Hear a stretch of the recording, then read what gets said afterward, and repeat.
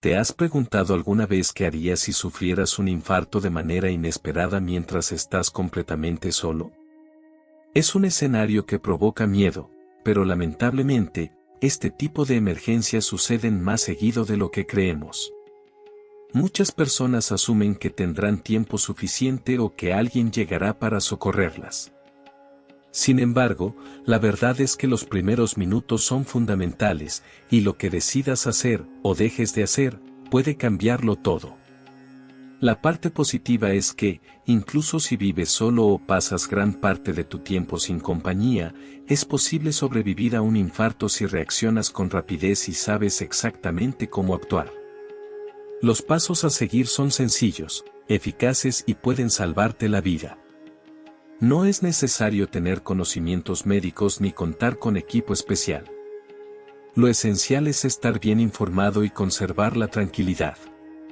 Te acompañaremos en cada etapa, como identificar las primeras señales que debes ingerir de forma urgente, como impedir que el corazón trabaje en exceso, y qué pequeñas medidas pueden marcar la diferencia mientras esperas asistencia. Las fases finales suelen pasarse por alto, aunque podrían ser las que realmente marquen la diferencia entre la vida y la muerte.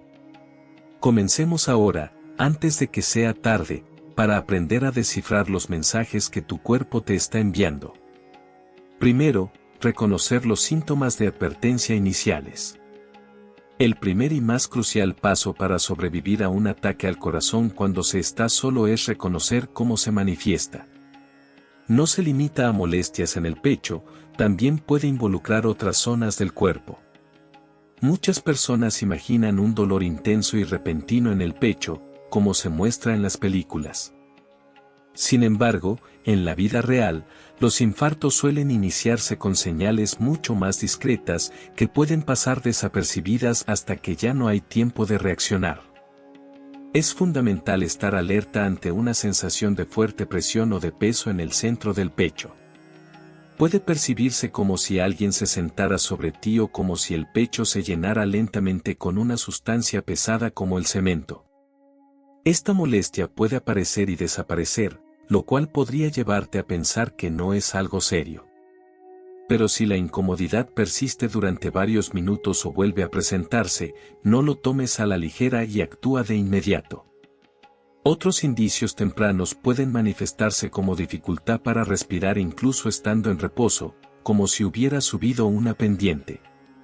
Algunas personas experimentan molestias en los brazos, los hombros o el cuello. También es común sentir mareos, sudoración fría, náuseas o malestar estomacal. En especial, en personas mayores y mujeres, el dolor puede localizarse más en la espalda o el abdomen que en el pecho. Por ejemplo, el señor Richard, de 74 años, notó una extraña presión bajo el pecho mientras permanecía sentado en la mesa de la cocina, como una sensación de ardor. Al poco tiempo, le resultó difícil respirar profundamente y comenzó a sudar por las palmas de las manos. Recordó haber leído que no todos los ataques cardíacos comienzan con dolor, por lo que decidió no pasar por alto esos síntomas y tomó medidas. Esa elección pudo haberle salvado la vida. El cuerpo suele enviar señales suaves antes de lanzar una alarma. En el caso de un ataque al corazón, esa señal tenue puede ser tu única oportunidad de reaccionar antes de que el daño comience. Esperar a un episodio dramático como llevarse la mano al pecho podría ser demasiado tarde. Por eso, la próxima vez que notes algo inusual, como una presión en el pecho o dificultad para respirar junto con un cansancio fuera de lo común, detente. No intentes ignorarlo. No te convenzas de que se trata solo de una mala digestión. Identificar los signos de advertencia es tu primera posibilidad de salvarte. Aunque el malestar parezca menor, préstale atención. Podría estar en juego tu vida. Si este mensaje está resonando contigo, apóyalo con un like y suscríbete para seguir caminando juntos hacia una vida más saludable y equilibrada. Continuemos. Segundo, llamar inmediatamente a los servicios de emergencia. En cuanto tengas la sospecha de que podrías estar sufriendo un ataque cardíaco, no lo pienses dos veces, lo más importante es contactar de inmediato con los servicios de emergencia. No esperes a ver si los síntomas desaparecen por sí solos. No intentes manejar por tu cuenta.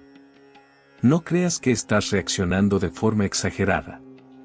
Llamar a emergencias no solo permite que recibas atención rápidamente, sino que también es una de las medidas más efectivas para proteger tu vida. No es posible simplemente aguantar y salir adelante durante un infarto. Cada instante es crucial. Cuanto más tiempo pase el corazón sin recibir el oxígeno que necesita, más grave será el daño. Sin embargo, si haces la llamada a emergencias, el equipo médico comienza a actuar desde ese mismo momento. Ellos cuentan con los instrumentos, medicamentos y preparación necesarios para ayudarte, incluso si tu corazón se detiene antes de llegar al hospital. Además, si los síntomas se agravan de forma rápida, no podrás solicitar ayuda por ti mismo. Por esta razón, conducir por tu cuenta es uno de los errores más peligrosos. Existe el riesgo de que te desmayes o causes un accidente, lo que retrasaría aún más el inicio de tu tratamiento. Permite que los expertos acudan a tu ayuda. Considera el caso de Linda, una mujer de 78 años. Experimentó un dolor inusual en el hombro izquierdo, acompañado de náuseas y sudor frío. Iba a contactar a su hijo, pero recordó el consejo de una enfermera: si estás solo y sospechas que estás teniendo un infarto, primero llama a emergencias. Luego habla con tu familia. Así lo hizo. Para cuando la ambulancia llegó, sus síntomas ya se habían intensificado, pero el equipo médico estaba listo. La estabilizaron en el lugar, y esa llamada le salvó la vida. Aunque no estés completamente seguro de que se trate de un infarto, no dudes en solicitar ayuda. Los operadores no se molestarán si al final es otra cosa. Prefieren enviar asistencia a arriesgar una vida por no haber intervenido a tiempo. Si vives solo, mantén siempre un teléfono cerca. Si comienzas a presentar síntomas y te cuesta hablar con claridad, presiona el botón de llamada de emergencia. Algunos dispositivos permiten pedir ayuda incluso cuando están bloqueados. Infórmate sobre dónde se encuentra esta función y cómo activarla. Tercero, masticar aspirina lenta y tranquilamente. Después de comunicarte con los servicios de emergencia, la medida más efectiva que puedes tomar es muy sencilla: masticar una aspirina. No la tragues entera, debes triturarla con los dientes. Aunque tus manos estén temblorosas, hazlo con calma. Siempre que no seas alérgico ni estés bajo tratamiento con anticoagulantes que lo contraindiquen, una dosis habitual de 300 miligramos, o 3 comprimidos de 100 miligramos. Puede mejorar notablemente tus posibilidades de sobrevivir a un infarto. La aspirina actúa haciendo que la sangre fluya con mayor facilidad, lo que contribuye a retrasar o evitar la formación de coágulos que obstruyen las arterias coronarias y desencadenan un ataque al corazón. En lugar de tragarla entera, al masticarla se absorbe más rápido en el cuerpo. Las investigaciones indican que esto puede ganar un tiempo crucial e incluso, en ciertas situaciones, restaurar parcialmente el paso sanguíneo antes de que llegue la asistencia médica. Es importante no tomar aspirina con el estómago vacío, a menos que sea absolutamente necesario. Sin embargo, en una situación de ataque cardíaco, el riesgo de un coágulo supera con creces esa preocupación. Además, no uses aspirinas recubiertas o de liberación prolongada. Si es lo único que tienes, mastícala de todos modos. Lo importante es que el efecto comience lo más rápido posible. Esta es la historia del señor Albert, quien tiene 72 años. Una mañana, experimentó una sensación de presión que se extendía desde el pecho hasta el cuello. Recordó que tenía un frasco de aspirinas guardado en el gabinete de la cocina. Mientras aguardaba la llegada de los paramédicos, se sentó y tomó una pastilla masticándola. Más adelante, un cardiólogo le explicó que ese simple gesto ayudó a disminuir el daño en el músculo del corazón. Esa pequeña aspirina evitó que el cuadro empeorara. Si vives solo, procura tener la aspirina en un lugar accesible, sobre la mesa de noche, en algún cajón de la cocina o incluso dentro de tu bolso o cartera. Revisa que no esté vencida y asegúrate de que tus familiares o personas cercanas sepan dónde la guardas. Esta acción puede parecer sencilla, pero cuenta con un respaldo sólido de evidencia y es una práctica habitual utilizada por los servicios de emergencia en todo el mundo. Consumir aspirina en las primeras fases de un infarto no es solo una recomendación, sino una intervención con eficacia comprobada. En esos momentos decisivos, puede marcar la diferencia entre llegar o no al hospital. Cuarto, proteger el corazón, adoptando una posición sentada o acostada. Después de solicitar ayuda y tomar la aspirina, tu siguiente paso es simple pero fundamental: detente y evita cualquier movimiento. Siéntate o recuéstate en la postura más segura y cómoda que puedas. Este no es el momento para caminar, recoger objetos o abrir la puerta, salvo que sea absolutamente imprescindible. El esfuerzo físico adicional solo incrementa la carga para un corazón que ya está sufriendo por la falta de oxígeno. Lo más recomendable es sentarse con la espalda bien apoyada, los pies firmes en el suelo y los brazos en una posición relajada. Esto contribuye a aliviar la presión sobre el corazón mientras esperas la llegada de los paramédicos. Si experimentas mareos o sensación de vértigo, recuéstate de lado con la cabeza un poco elevada. No intentes superar ese malestar solo con fuerza de voluntad. En otras circunstancias esa actitud puede ser útil, pero en este caso representa un riesgo que no debes asumir. Puede que te incomode pedir ayuda y prefieras quedarte inmóvil, pero no te confundas, no actuar también es una acción. Permites que el corazón se calme, disminuyes tu ritmo respiratorio y conservas el limitado oxígeno disponible. Presta atención a la experiencia de la señora Alice, de 81 años. Sintió una molestia en el pecho. Su primera reacción fue ponerse a ordenar la cocina y recomponerse, pero recordó las palabras de su médico: si piensas que es algo relacionado con el corazón, siéntate. Todo lo demás puede esperar. Así que se acomodó en su sillón favorito y aguardó ayuda. Más adelante supo que esa decisión evitó que sus síntomas derivaran en un paro cardíaco total. Por lo tanto, si experimentas una presión en el pecho, dificultad para respirar o mareos, detén inmediatamente lo que estés haciendo. Trata de moverte lo mínimo posible y dirígete a un lugar seguro. Permanece sentado o recostado, respira de forma pausada y permite que tu cuerpo se concentre en una sola función: sobrevivir. Si estás en una silla sin apoyabrazos, evita encorvarte. Mantén la espalda erguida y las vías respiratorias despejadas. Cuanto más cómoda y recta sea tu postura, menor será el esfuerzo que tendrá que hacer tu corazón. Quinto, asegúrate de dejar la puerta abierta para que los paramédicos puedan entrar sin problemas. Aunque ya hayas pedido ayuda y te hayas sentado, si todavía tienes energía, una de las cosas más útiles que puedes hacer es abrir la puerta principal.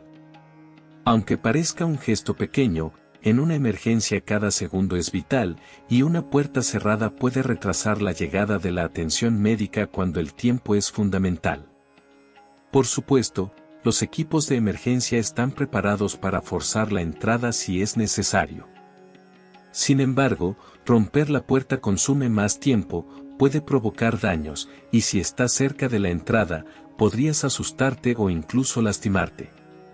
Si la puerta ya está abierta, ellos pueden acceder rápidamente y comenzar el tratamiento sin demora. Esta sencilla acción podría salvar minutos importantes que podrían ser decisivos si tu corazón no puede esperar. Especialmente si resides solo en un departamento o en una comunidad privada, ten en cuenta estos detalles prácticos antes de que ocurra una emergencia. ¿Puedes abrir la puerta fácilmente desde el interior? ¿Tu dirección está claramente visible? ¿Existe una llave de repuesto disponible para alguien de confianza? Estas cuestiones pueden parecer poco importantes hasta que de repente se vuelven cruciales. Piensa en el caso del señor Paul, de 76 años, quien vive en un pequeño condominio. Cuando empezaron sus síntomas, llamó al 911, tomó una aspirina y abrió la puerta. Logró hacer todo eso en menos de 2 minutos. Los paramédicos señalaron que esa simple acción les permitió llegar 30 segundos antes y evitar tener que forzar la entrada. No fue lo primero que pensé en hacer, comentó luego, pero quizás eso hizo posible que recibiera ayuda a tiempo. Si llegar hasta la puerta te resulta demasiado riesgoso, no lo intentes. Siéntate y enfócate en tu respiración. Pero si estás lo suficientemente cerca y te sientes firme para alcanzar la puerta con seguridad, manténla abierta. También podrías pensar en instalar un cerrojo inteligente o una caja fuerte médica con llave, sobre todo si vives solo o tienes movilidad limitada. Es una pequeña medida que envía un mensaje claro a quienes vienen a apoyarte: estás listo y has hecho tu parte, ahora les corresponde a ellos actuar. Sexto, utiliza el altavoz del móvil o la función de identificación médica. Cuando estás solo y aguardando ayuda durante un infarto, el teléfono deja de ser solo un medio de comunicación para convertirse en una herramienta vital. Una de las mejores acciones en ese momento es activar el manos libres.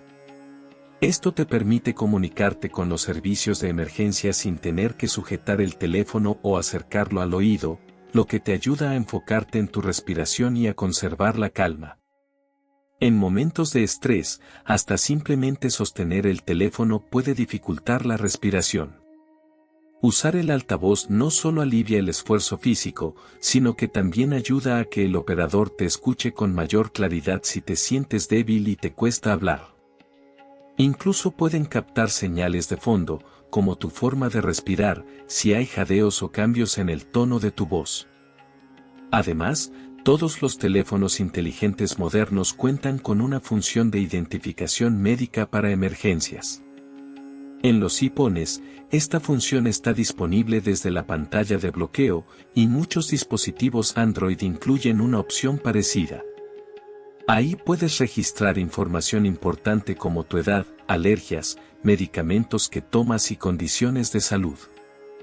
Si pierdes el conocimiento antes de que llegue la asistencia, esta información puede agilizar el tiempo de respuesta y guiar las decisiones médicas. Por ejemplo, la señora Susan, de 79 años, quedó inconsciente justo antes de la llegada de los paramédicos. Sin embargo, su teléfono tenía activada la función de identificación médica, lo que permitió a los socorristas saber que padecía diabetes y era alérgica a la penicilina. Gracias a esto, evitaron darle medicamentos que podrían haber agravado su condición y pudieron comunicarse de inmediato con su hija, quien estaba registrada como contacto de emergencia. Configurar esta información toma menos de 5 minutos y se almacena de forma segura. Debes incluir tu nombre, fecha de nacimiento, enfermedades, medicamentos que estés tomando, alergias y 1 o 2 contactos de emergencia. Esto no está dirigido únicamente a los especialistas en tecnología, es para cualquiera que pueda requerir asistencia cuando no pueda comunicarse por sí mismo. Por eso, si percibes los primeros síntomas de un infarto, activa el altavoz del móvil. Mantén la llamada y confía en quien esté al otro lado. Su voz serena y constante puede hacer que la espera sea menos angustiante. Y si algo ocurre antes de que llegue la ayuda, tu teléfono seguirá hablando por ti. Séptimo, para ayudar a estabilizar el corazón, disminuye la velocidad de tu respiración. Durante un ataque cardíaco, es común sentirse abrumado por el pánico. El pecho puede sentirse oprimido, los pensamientos se disparan y cada instante se vuelve más intenso. Sin embargo, aún cuentas con una herramienta valiosa, tu forma de respirar. Si la utilizas de manera adecuada, puedes calmar tu sistema nervioso lo suficiente como para darle al corazón una posibilidad de recobrar cierta estabilidad. Controlar la respiración no detiene un infarto, pero puede prevenir que el cuerpo entre en un estado de colapso total mientras llega la asistencia médica. Cuanto mayor sea tu nivel de ansiedad, más acelerado será el ritmo de tu corazón. Sin embargo, al reducir la velocidad de tu respiración, puedes ayudar a calmar ese impulso. No hace falta que utilices un método complicado. Intenta lo siguiente. Inhala despacio por la nariz durante aproximadamente 4 segundos. Detente un instante. Exhala de forma pausada por la boca durante unos 6 segundos. Repite el ciclo. Enfócate en ese ritmo suave. Esto ofrece una forma de estabilizar el organismo y puede contribuir a evitar arritmias peligrosas provocadas por el estrés. Considere el caso del señor Frank, de 83 años. Al iniciarse el dolor, parecía quedar paralizado por el miedo. Sin embargo, recordó una técnica sencilla de respiración que su doctor le había enseñado durante una revisión rutinaria. Se enfocó en su respiración, permaneció inmóvil y permitió que el pánico se desvaneciera. Cuando los paramédicos llegaron, su ritmo cardíaco seguía alterado, pero no se había detenido por completo. Conserva la calma. Sobrevive, comentó más tarde. Esta forma de respirar puede utilizarse en cualquier circunstancia, durante una pausa, en momentos de angustia o incluso mientras se mira la televisión. Cuanto más se repita, mayor será la posibilidad de recurrir a ella de forma automática en una emergencia. Respirar no cura las arterias, pero puede ofrecerte un margen de tiempo. Facilita el paso del oxígeno y ayuda al corazón a mantenerse firme un poco más. En ciertas ocasiones, ese breve instante antes de que llegue la ayuda puede ser lo único necesario. Permanece inmóvil. Resiste. Una última reflexión, sobrevivir a un ataque cardíaco estando solo no depende únicamente del azar. Es cuestión de estar preparado, mantener la calma y actuar con conciencia. Estos 7 pasos, aunque parezcan sencillos por separado, juntos forman una cadena poderosa capaz de salvar tu vida. Identifica los síntomas de alarma. Busca asistencia médica de inmediato. Si puedes, toma una aspirina. Recuéstate o siéntate para conservar fuerzas. Asegúrate de que los servicios de emergencia puedan localizarte con facilidad. Aprovecha las funciones útiles de tu teléfono y regula tu respiración para ayudar a estabilizar el ritmo cardíaco. Cada una de estas medidas te otorga un poco más de tiempo. Un poco más de dominio sobre la situación. Cada una transmite un mensaje clave, incluso en soledad, no estás desprotegido. Un ataque cardíaco puede parecer una de las experiencias más aterradoras de aislamiento, pero estas acciones te demuestran que no estás realmente desamparado, ni siquiera por un instante. Cuentas con recursos. Posees información. Y ahora, dispones de una estrategia. Así que hazte esta pregunta hoy: ¿qué fue lo que se te quedó más grabado? ¿Hubo algún paso que jamás habías considerado? ¿O tal vez uno que ahora percibes con una nueva perspectiva? Piensa cómo puedes aplicar esto en tu vida y cómo podrías compartirlo con alguien que amas. No solo puedes salvar tu vida, también puedes salvar la de ellos. Gracias por acompañarnos hoy. Queremos conocer tus pensamientos. Deja un comentario abajo y comparte cómo planeas aplicar una de las cosas que aprendiste hoy en tu vida. Tu opinión es importante para nosotros, y leer los comentarios es una gran fuente de motivación e inspiración. Tu apoyo nos ayuda a seguir creando buen contenido, brindando información e inspiración. Gracias por vernos, y nos vemos en el próximo video.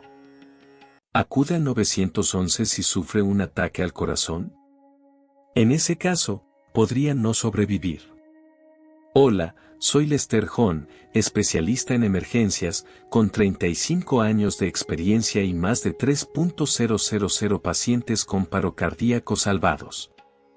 Hace 3 meses, el señor Clark Marston, de 72 años y residente en Busan, se desplomó solo en su casa a las 11 de la noche, con un intenso dolor en el pecho que parecía desgarrarlo.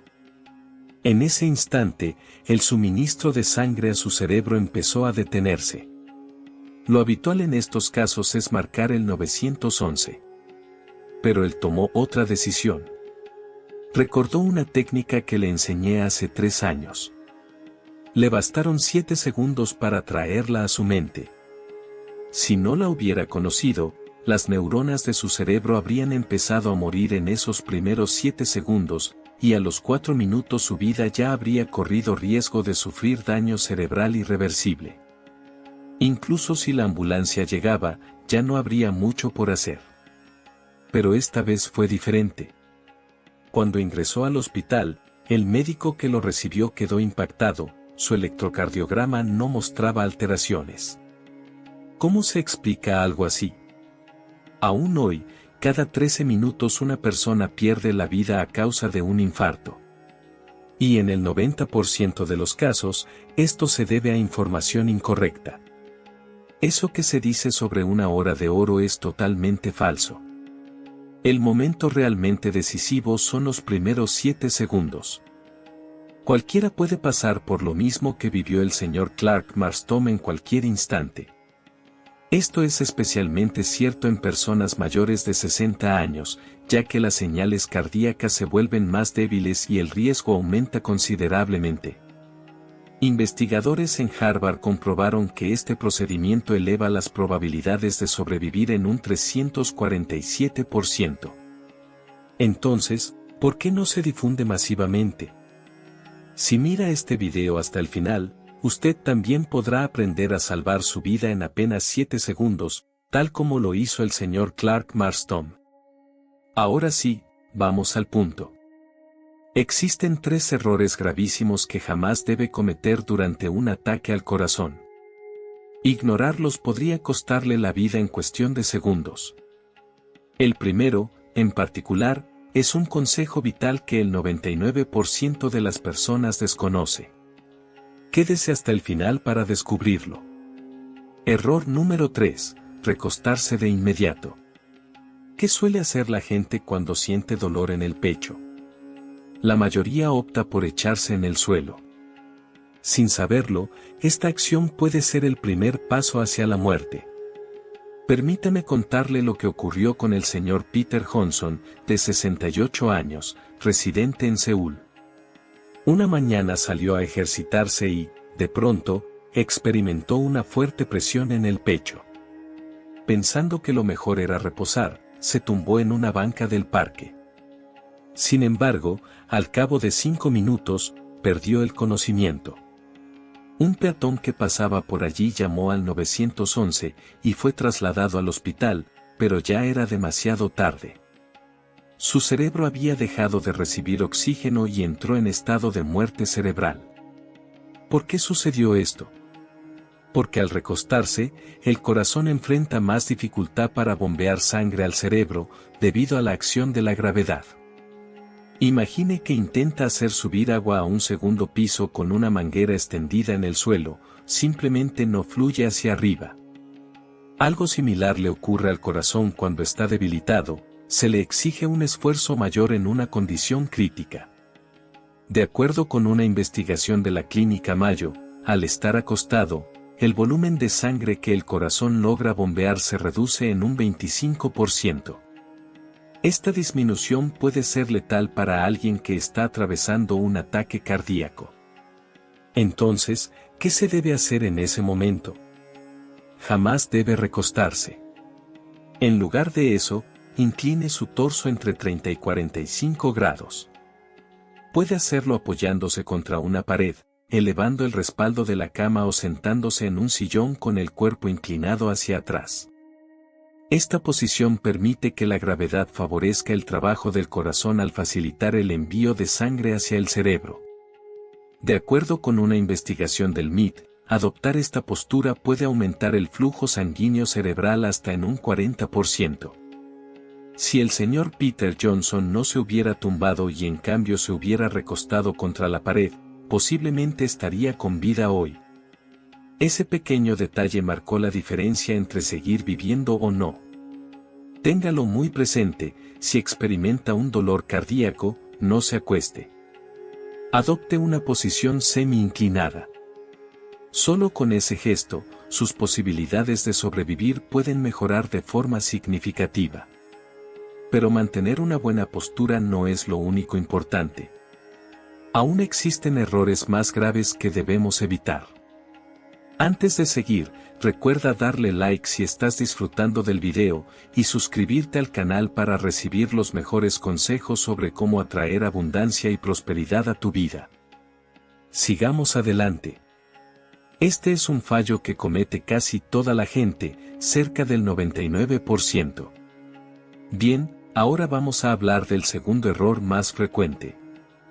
Ante un dolor en el pecho, no debe marcar el 911 inmediatamente. ¿Cómo? ¿El médico recomienda no llamar enseguida al 911? Así es. Antes de eso, hay un paso fundamental. Déjenme contarles el caso del señor Lee Cheol-min, un hombre de 69 años residente en Daegu. El año pasado, a eso de las 9 de la noche, estaba mirando televisión cuando sintió un dolor agudo e insoportable en el pecho.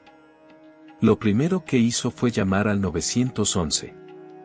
Hola, tengo un dolor muy fuerte en el pecho, explicó.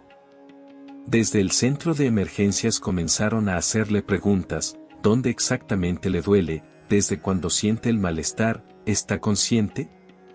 Solo en responder todo eso pasaron 5 minutos. Y durante ese tiempo, su estado cardíaco se fue agravando. Cuando la ambulancia llegó, su corazón ya casi no latía. ¿Por qué ocurrió esto? Al comunicarte con el 911, la conversación suele extenderse entre 3 y 5 minutos. Te hacen preguntas sobre los síntomas, verifican tu nivel de conciencia y te indican cómo aplicar primeros auxilios, pero mientras tanto, el reloj sigue avanzando. Y durante un infarto, cada segundo cuenta, los primeros 7 son decisivos. Si durante ese breve lapso no tomas acción y solo permaneces en la llamada, ¿qué crees que podría suceder? Un informe de la Sociedad Europea de Cardiología indica que el tiempo promedio que tarda una ambulancia en llegar tras una llamada al 911 es de 8 minutos y 12 segundos. En Seúl ocurre lo mismo. En ese lapso, las células cerebrales ya empiezan a deteriorarse.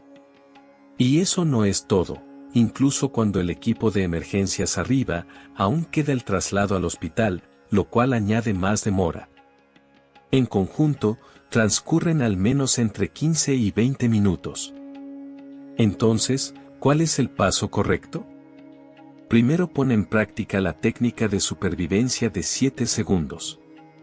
Luego sí, llama al 911. Es lo que hizo el señor Clark Marston. Solo necesitas 7 segundos antes de marcar. Porque, en realidad, lo que harán los médicos al llegar al hospital es exactamente lo mismo. ¿No sería mejor adelantarse y hacerlo tú mismo desde el inicio? En realidad, la Sociedad Americana de Medicina de Emergencia sugiere lo que se conoce como reanimación cardiopulmonar autoaplicada, es decir, brindar primeros auxilios a uno mismo. Actuar antes de contactar al 911 puede resultar aún más eficaz. El señor Lee Cheol-min logró sobrevivir, pero sufrió daños neurológicos y aún continúa en proceso de rehabilitación. Si hubiera utilizado el protocolo de los 7 segundos antes de llamar, probablemente no habría quedado con secuelas. Graben bien esto en la memoria: cuando se presenta un dolor cardíaco, lo primero no es llamar al 911, sino realizar el método de los 7 segundos. La llamada de emergencia viene después. Alterar el orden puede cambiar el desenlace. Sin embargo, aún no les he mencionado el fallo más crítico. El error número 1 es verdaderamente alarmante, no contar con aspirina disponible de forma anticipada. Si sufres un infarto y recién en ese instante buscas la aspirina, ya puede ser demasiado tarde. Es fundamental tener la lista de antemano. ¿Tener medicamentos listos para una emergencia? Exactamente. Si cuentas con solo 7 segundos, ¿realmente podrás buscar el remedio en ese instante? Te compartiré la historia del señor Padrón Masters, de 73 años, residente de la isla de Jeju. Hace medio año, cerca de las 4 de la mañana, se despertó para ir al baño y, de forma repentina, sintió una presión intensa en el pecho. En ese momento pensó, Dios mío, ¿dónde está el medicamento para el corazón? Y comenzó a buscarlo desesperadamente. Revisó el cajón del dormitorio, la caja de remedios del salón, la despensa de la cocina, tardó alrededor de 3 minutos en dar con la aspirina. Cuando por fin la halló, era una pastilla sólida que tomó con agua. Sin embargo, pasaron 20 minutos y sus síntomas no mostraban señales de mejora. No tuvo más opción que contactar al 911 y ser sometido a una intervención quirúrgica de urgencia en el hospital. ¿A qué se debió esta situación? A que un ataque al corazón deja apenas una breve ventana dorada de solo 7 segundos para actuar. Pero si necesitas 3 minutos para encontrar el fármaco y otros 20 para que surta efecto, ya han transcurrido 23 minutos. A ese punto, muchas neuronas podrían haber muerto. Y lo más crítico, cuando se entra en pánico, es casi imposible pensar con claridad. Con un dolor punzante en el pecho, intentar localizar el medicamento, buscar agua y tomarlo resulta casi irrealizable. Entonces, ¿qué se recomienda hacer? Prepara con anticipación aspirina triturada. Puedes guardarla en un sobre de papel pequeño o en una cápsula vacía. El procedimiento es fácil. Toma una tableta de aspirina de 100 miligramos, aplástala con una cuchara hasta convertirla en polvo y colócala en una bolsita. ¿Dónde conservarla? Distribúyela en 3 puntos clave de la casa, al lado de la cama, cerca del sofá en la sala y en el baño, sobre el lavamanos. De esta manera, sin importar en qué lugar te sorprenda un ataque cardíaco, siempre tendrás una dosis a mano. ¿Y por qué debe estar en forma de polvo? Porque la aspirina pulverizada se absorbe rápidamente cuando se coloca directamente sobre la lengua. No es necesario tragarla ni usar agua, basta con dejarla sobre la lengua para que se absorba a través de la mucosa oral. Una investigación de la Facultad de Medicina de Stanford reveló que la aspirina en polvo ingresa al torrente sanguíneo en menos de medio minuto, siendo hasta 8 veces más veloz que ingerirla en forma de pastilla. En los hospitales de emergencia en Estados Unidos, cuando un paciente llega con síntomas de infarto, le administran aspirina en polvo debajo de la lengua. Es el método más eficaz y rápido. ¿Cómo conservarla correctamente? Mientras la mantengas alejada de la humedad, puede durar hasta medio año. Guárdala en sobres herméticos o en cápsulas vacías disponibles en farmacias. Además, es recomendable preparar una nueva dosis cada mes y reemplazar la anterior. Si el señor Padrón Masters hubiese contado con aspirina en polvo ya preparada, es muy probable que habría evitado una operación de urgencia. Habría podido intervenir en los primeros 7 segundos. Ustedes también pueden anticiparse desde hoy, trituren una aspirina y divídanla en 3 porciones. Esta sencilla medida podría ser crucial para salvar su vida. Estar prevenido es asegurar la supervivencia. Bien, ya les mencioné los 3 errores más peligrosos. Pero esto no termina aquí. Ahora les explicaré detalladamente el método completo del protocolo de emergencia de 7 segundos que utilizó el abuelo Clark Marston. Paso 1. Utilice aspirina en polvo de inmediato. Apenas sienta una molestia en el pecho, coloque sobre la lengua la aspirina molida que ya tenía preparada. No la ingiera, simplemente déjela reposar sobre la lengua. Este paso solo lleva entre 1 y 2 segundos. Es fundamental no tomar agua, ya que puede diluir el medicamento y hacer más lenta su acción. La saliva es suficiente para facilitar su absorción. El abuelo Kim también tomó la aspirina que guardaba en el cajón de su cuarto y la colocó en su lengua. Le llevó apenas 2 segundos. Paso 2. Incline el torso entre 30 y 45 grados. Justo después de poner el polvo en la lengua, eleve la parte superior del cuerpo apoyándose contra una pared, subiendo el respaldo de la cama o recostándose en un sillón con el cuerpo inclinado. Esto requiere entre 3 y 4 segundos. No debe acostarse del todo en el suelo, pero tampoco es necesario estar de pie. Basta con mantener una postura semi-inclinada. ¿Por qué es relevante esta posición? Porque la fuerza de la gravedad favorece el trabajo del corazón. De esta manera, le resulta más sencillo enviar sangre al cerebro. El señor Kim se acomodó en la cama, apoyando la espalda contra la pared y dejando las piernas extendidas. Tercer paso, inicie una respiración específica. A continuación, viene el momento más crucial, una técnica de respiración utilizada incluso por la NASA como método de control de emergencia para el ritmo cardíaco. Este ejercicio dura entre 5 y 7 segundos. Respire profundamente durante 4 segundos, de manera lenta, hasta notar cómo se infla el abdomen. Después, suelte el aire con fuerza durante 6 segundos, manteniendo los labios fruncidos y produciendo un sonido como fu, similar al que se hace al intentar apagar una vela. ¿Por qué es recomendable hacer esto? Esta forma de respiración activa el nervio vago, lo cual ayuda a tranquilizar el ritmo cardíaco y evita que se dispare. De acuerdo con una investigación llevada a cabo por la Universidad de Oxford, esta técnica puede disminuir la frecuencia del pulso en un 30%, lo que representa un gran alivio para el corazón. El señor Kim siguió el procedimiento al pie de la letra, inspiró durante 4 segundos y expiró en 6, repitiendo el ciclo 3 veces. Resumen del proceso completo. En 1 a 2 segundos, colocar la aspirina en polvo sobre la lengua. En 3 a 4 segundos, elevar el torso a 30 grados. En 5 a 7 segundos, inhalar 4 segundos y exhalar 6 segundos.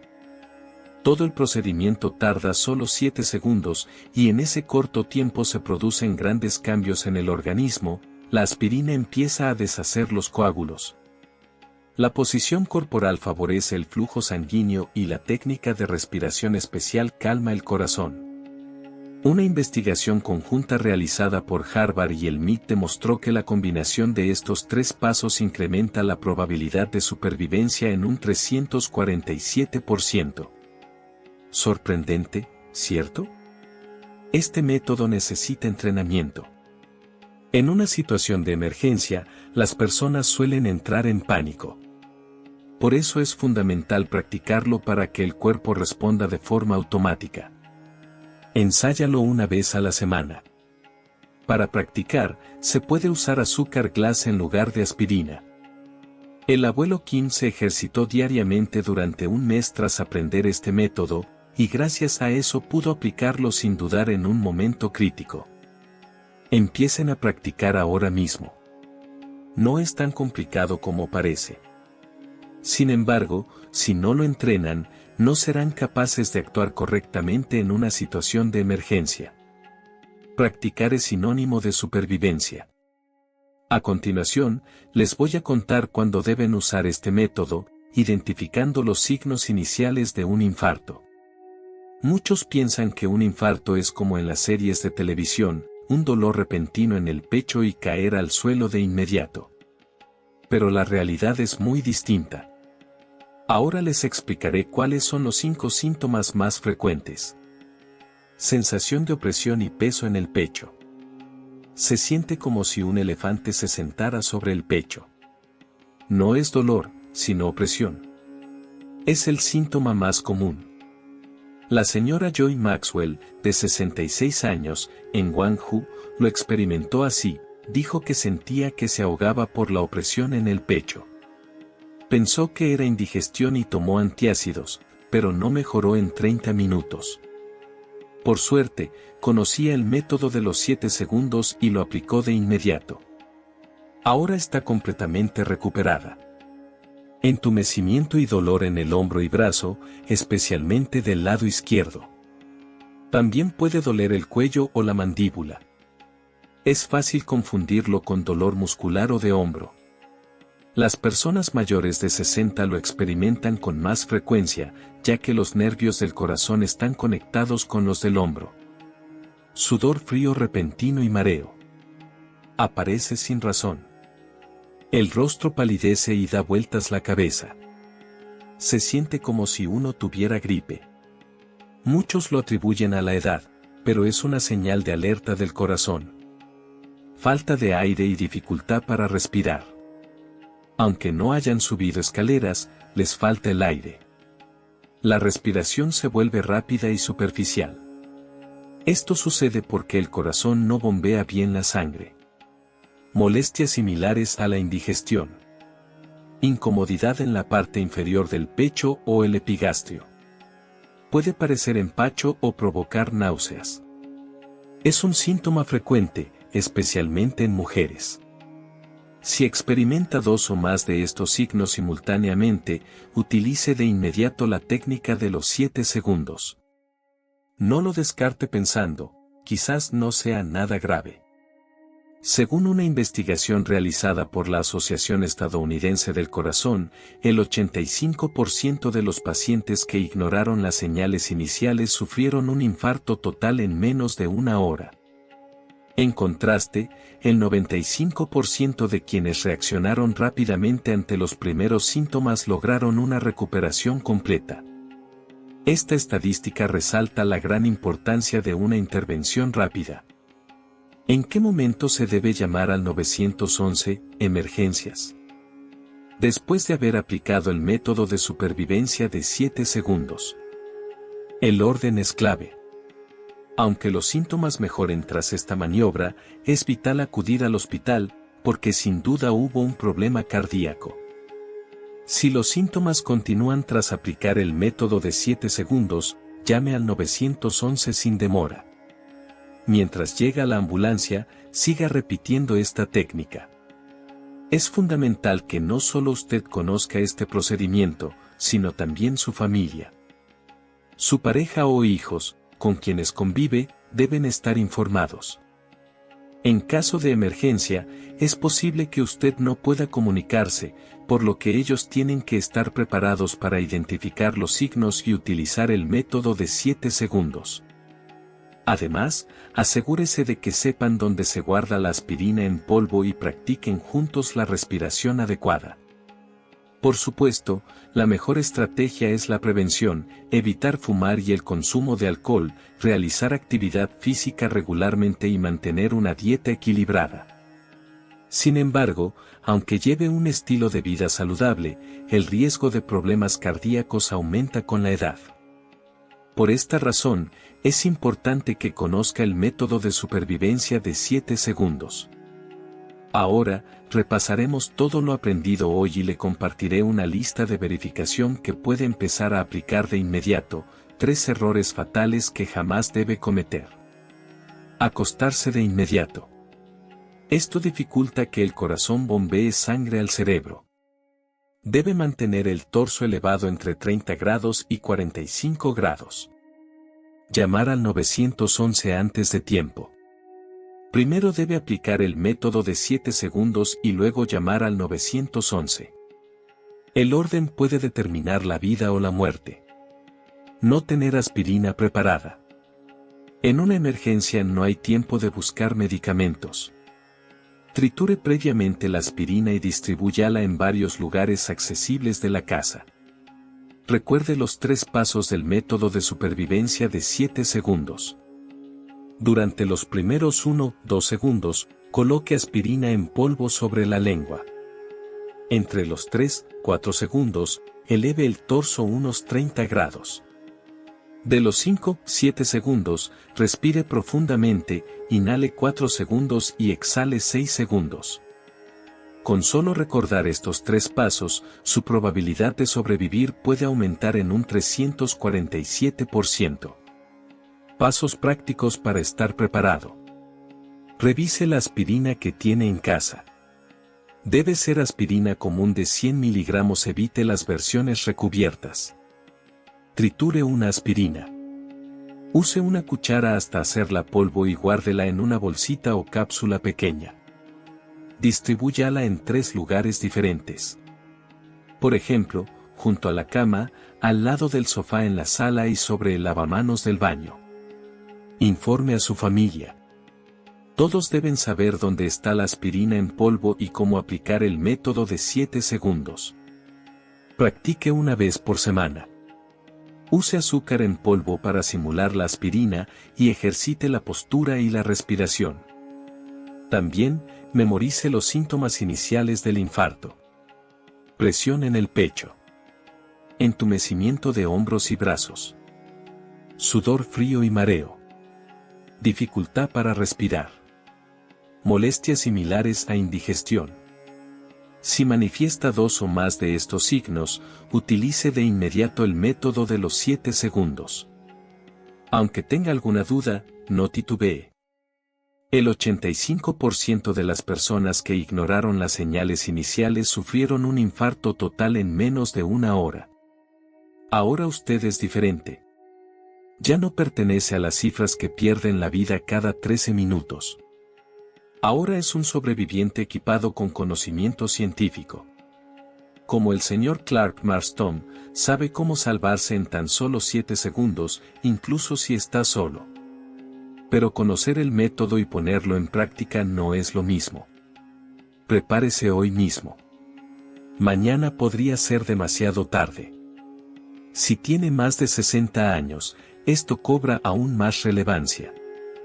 A mayor edad, aumenta el riesgo cardíaco. Sin embargo, ahora sabe cómo estar listo. La prevención es lo más recomendable, pero incluso en una situación de emergencia puede actuar con serenidad. Con solo esto, su vida estará mucho más protegida. Y su familia podrá estar tranquila. Aunque esté solo en casa, usted tiene la capacidad de cuidarse. Llevando un estilo de vida saludable junto con la técnica de supervivencia de 7 segundos, es posible que disfrute de 20 o 30 años adicionales con buena calidad de salud. Este sencillo video tiene el poder de cuidar a toda su familia. Desde hoy, usted se convierte en un verdadero sobreviviente. Le deseamos una vejez plena y llena de bienestar. Hoy vamos a tratar un tema que inquieta a muchos de nuestros amigos que ya han llegado a la madurez o se encuentran en la tercera edad, las canas. Antes que nada, quisiera hacerles una pregunta. ¿Alguna vez les ocurrió algo parecido?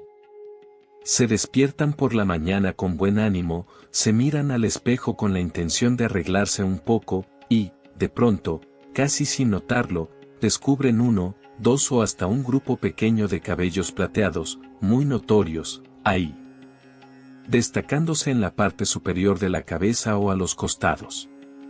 En ese instante, es inevitable soltar un suspiro y sentir que el paso del tiempo ha dejado otra huella. La reacción más común suele ser, necesito teñirme el cabello. Y sí, el tinte puede darnos una apariencia más juvenil en cuestión de minutos, incluso quitarnos varios años de encima, lo que naturalmente nos levanta el ánimo. Sin embargo, todos sabemos que esta es solo una solución de apariencia. Los tintes contienen componentes químicos que, quizás si se usan 1 o 2 veces, no representen mayor problema.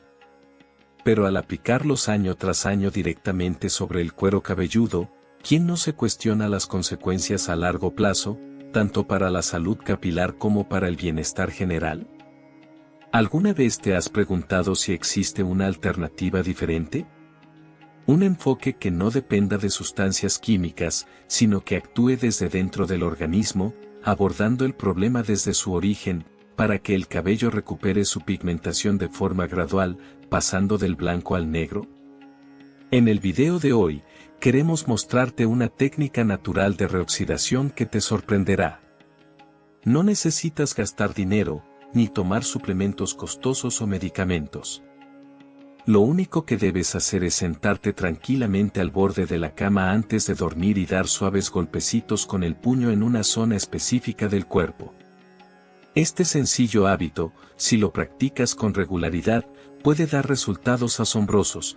Podrías notar que el avance de las canas se detiene y que el cabello nuevo que comienza a salir recupera su color oscuro. Incluso podrías observar cómo en ciertas áreas vuelve a brotar un cabello más fuerte, brillante y lleno de vida. ¿Te parece algo increíble o difícil de creer? ¿Demasiado perfecto para ser cierto? No te apresures a juzgar. Te animo a que veas este video con calma, desde el inicio hasta el final. Vamos a llevarte de la mano utilizando los conocimientos ancestrales de la medicina tradicional china para descubrir qué hay realmente detrás del cabello canoso. Además, te mostraremos paso a paso cómo funciona esta técnica de golpeteo que ayuda a recuperar el color natural del cabello, sin omitir ningún detalle. Al finalizar el video, tendrás una perspectiva distinta, respaldada por fundamentos científicos, sobre cómo enfrentar el problema de las canas de manera efectiva. Ahora sí, entremos en el tema de hoy. Primero, debemos hacernos una pregunta clave: ¿qué provoca que el cabello pierda su color? ¿Por qué algunas personas, incluso con el paso de los años, mantienen un pelo saludable y lleno de color, mientras que otras, ya en la mediana edad o incluso antes, ven aparecer gran cantidad de canas? Desde la óptica de la medicina occidental, la respuesta es bastante sencilla: en la raíz de cada cabello, específicamente en el folículo piloso, se encuentra una especie de microfábrica. Allí trabajan las células responsables de producir melanina, el pigmento que le da su color al cabello. Cuando esta fábrica opera con normalidad y cuenta con los recursos necesarios, genera suficiente melanina y nuestro cabello luce oscuro y brillante. Pero si, por causas como el envejecimiento, una alimentación deficiente o desequilibrios internos o externos, esta fábrica se deteriora y las células dejan de funcionar, la producción de melanina se interrumpe. Como resultado, el cabello que nace carece de pigmento y se vuelve blanco. El paso del tiempo es la causa principal de la disminución en la producción capilar. Sin embargo, la medicina tradicional china, MTC, interpreta este proceso desde una perspectiva más profunda, holística y abarcadora. De acuerdo con esta medicina milenaria, el cabello no se considera un elemento aislado, sino un reflejo directo del estado global del organismo. Cuando algo no funciona bien en el cuerpo, suele manifestarse en aspectos como el color, la textura o la cantidad del cabello. Después de siglos de análisis y experiencia, la medicina china ha identificado 3 perfiles de personas que tienen mayor probabilidad de presentar canas prematuras. Te animo a observar si te identificas con alguno de estos grupos. El primer grupo incluye a quienes presentan deficiencia de energía vital y de sangre. Existe un conocido principio en la MTC que dice: el cabello es el excedente de la sangre. Esta frase no implica que haya sangre de sobra, sino que simboliza una reserva interna saludable. Antes de seguir, recuerda darle like si estás disfrutando del video, y suscribirte al canal para recibir los mejores consejos sobre cómo atraer abundancia y prosperidad a tu vida. Sigamos adelante. ¿Cómo se entiende esto? Puedes imaginar que el cuerpo humano es como una vasta tierra cultivable. La energía y la sangre que circulan por el organismo actúan como una corriente subterránea que nutre ese terreno, y los nutrientes presentes en esa agua son fundamentales para su fertilidad. Solo cuando ese centro vital, una circulación abundante y rica en nutrientes, funciona de forma óptima, esa tierra se vuelve fértil. El cabello, en este sentido, se asemeja a las plantas que brotan en ese suelo bien nutrido. Si el terreno está debidamente alimentado, las plantas crecerán fuertes, profundas, oscuras, brillantes y saludables. Sin embargo, cuando alguien presenta una carencia de energía vital y sangre por diversos motivos, su organismo se asemeja a un terreno árido y empobrecido. El cabello, que nace sobre esa base, no recibe el aporte necesario de hidratación ni nutrientes. ¿La consecuencia? Se torna reseco, frágil, sin brillo, tiende a desprenderse con facilidad e incluso puede blanquearse desde la raíz. Si prestas atención a las personas a tu alrededor, notarás que quienes lucen una melena oscura y brillante generalmente muestran un rostro con buen color, labios carnosos y un estado de vitalidad notable. Eso indica que la energía y la sangre fluyen correctamente. En cambio, si experimentas con frecuencia mareos, visión poco clara, debilidad en brazos y piernas, piel pálida o con un tono amarillento, uñas opacas y además tienes un ciclo menstrual irregular. Es importante estar alerta, es posible que la falta de sangre y energía esté comenzando a manifestarse en forma de canas. Segundo caso, individuos con insuficiencia renal. Este término resulta familiar especialmente entre personas mayores. Pero, ¿cómo se relaciona esto con el cabello? Dentro de la medicina tradicional china existe un concepto fundamental: el brillo del riñón se manifiesta en el cabello. En este contexto, brillo hace referencia a la energía y vitalidad. Es decir, la salud de tus riñones se refleja directamente en el estado de tu cabello. Para comprenderlo mejor, imagina que los riñones funcionan como una batería potente que guarda nuestra energía vital esencial, conocida como esencia renal. Durante la juventud, esta batería está completamente cargada, lo que explica por qué los jóvenes suelen tener mucha energía y un cabello oscuro y vigoroso. Sin embargo, con el paso del tiempo, esa batería empieza a descargarse gradualmente. Si a esto se le suma la falta de sueño, el estrés constante, el cansancio extremo o el exceso de trabajo, el desgaste se vuelve aún más acelerado. Cuando esta batería se vacía, se produce lo que en la medicina china se denomina deficiencia de esencia renal. Como consecuencia, los órganos comienzan a perder eficacia, y uno de los primeros indicios visibles de este deterioro es la aparición de canas. Además de la aparición de canas, estas personas suelen experimentar insomnio acompañado de sueños intensos, acúfenos en los oídos, dificultades para recordar, dolor lumbar, debilidad en las piernas, y la necesidad frecuente de levantarse a orinar durante la noche, entre otros signos. Todas estas manifestaciones indican que la energía interna está disminuyendo. Tercer grupo: personas que viven bajo mucho estrés o que reprimen sus emociones. Actualmente, vivimos en una sociedad con un ritmo acelerado, enfrentando presiones tanto en el ámbito laboral como en el familiar. Esto genera un estado constante de tensión mental. Muchas personas tienden a guardar sus sentimientos, son introvertidas y, cuando se sienten molestos, suelen reprimir sus emociones en lugar de expresarlas. Podrías pensar que esto es solo un tema de estado de ánimo, sin relación con las canas. Sin embargo, no es así. Cuando una persona permanece estresada, ansiosa o irritada durante largos periodos, todos los músculos del cuerpo, incluso los más pequeños del cuero cabelludo, se contraen sin que nos demos cuenta. Las venas, que actúan como vías principales para transportar nutrientes a los folículos capilares, se comprimen. Si estas vías se estrechan, los vehículos, la sangre cargada de nutrientes, no pueden llegar a su destino.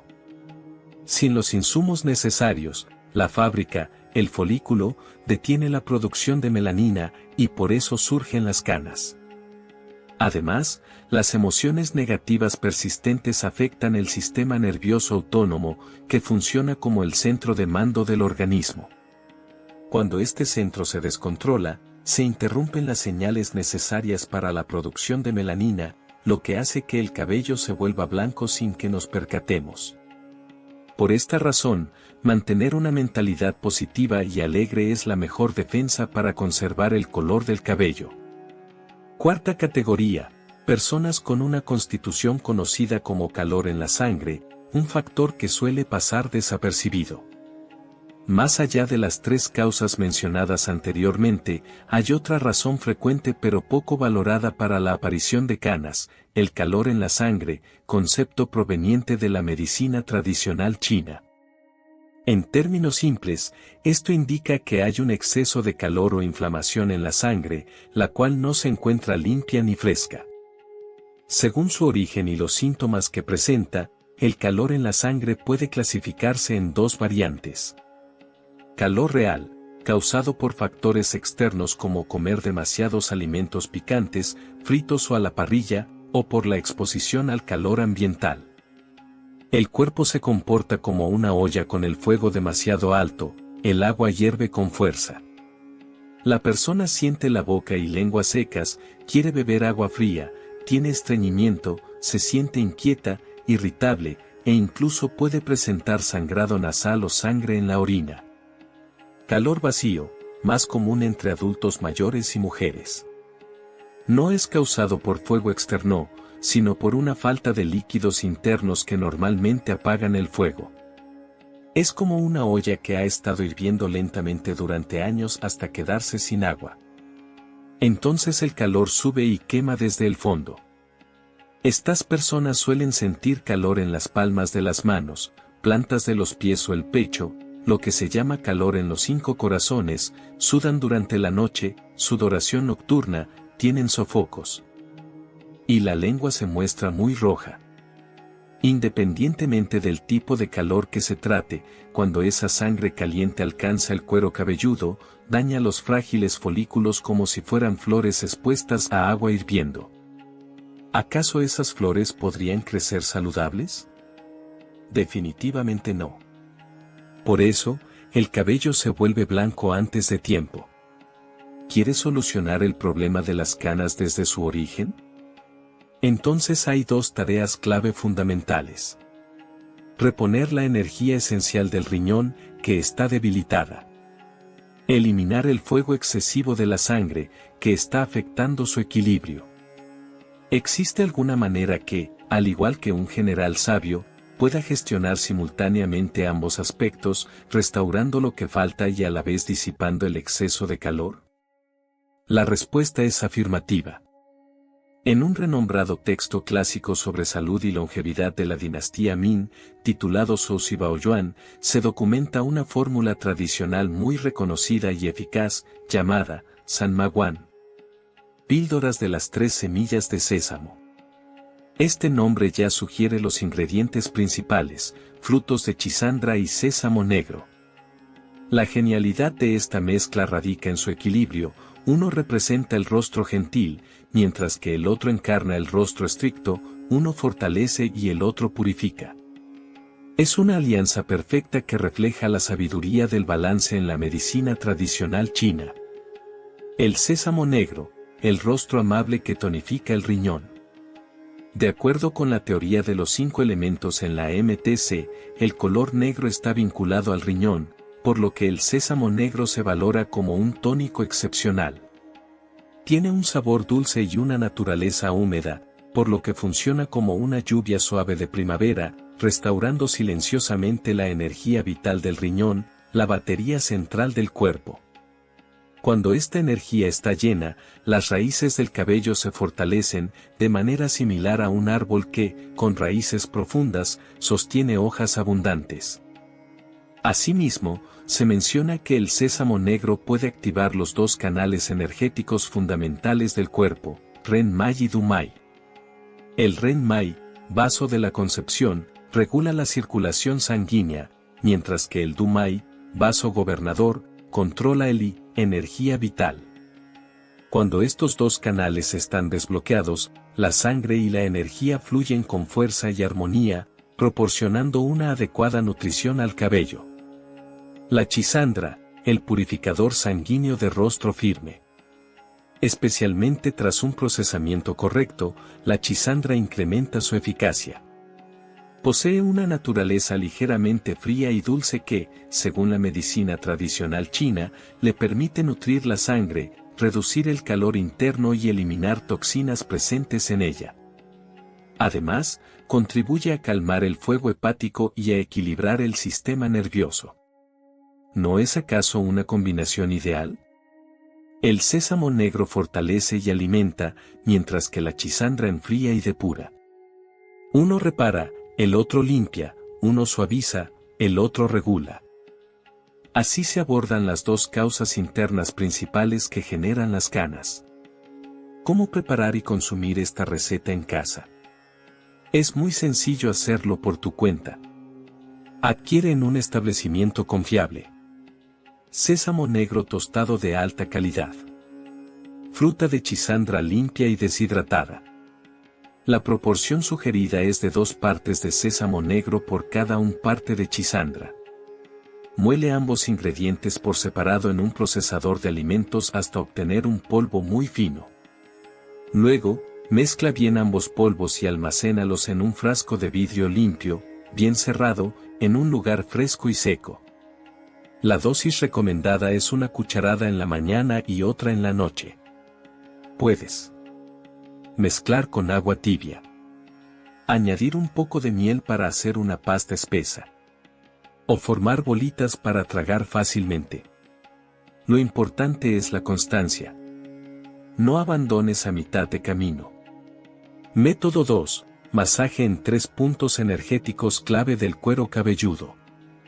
Además del tratamiento interno, en medicina china se valora mucho el masaje en puntos específicos para estimular la circulación y la energía en la cabeza.